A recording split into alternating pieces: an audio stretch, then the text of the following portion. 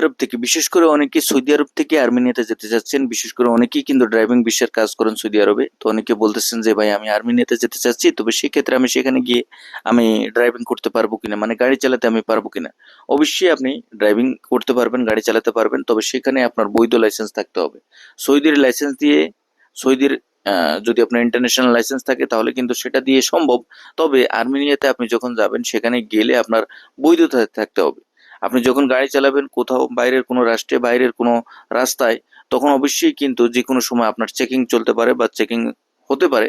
সুতরাং আপনাকে ওইভাবে কিন্তু বৈধ কাগজপত্র নিয়ে আপনাকে গাড়ি বা ড্রাইভিং করতে হবে। এই বিষয়টা আপনার মাথায় রাখতে হবে। আর যদি আপনার চেকিং অবস্থায় যদি আপনি বৈধ কোনো কাগজপত্র, মানে সেখানে যে আপনি বৈধভাবে থাকতেছেন, আর্মেনিয়াতে যে আপনি বৈধভাবে আছেন, তার কোনো বৈধ ডকুমেন্ট যদি আপনি না দেখাতে পারেন তাহলে আপনার সমস্যা হতে পারে। সুতরাং এই সামান্য যেই বিষয়টুকু, এই বিষয়টুকু অবশ্যই কিন্তু আপনাকে মাথায় রাখতে হবে। ধন্যবাদ।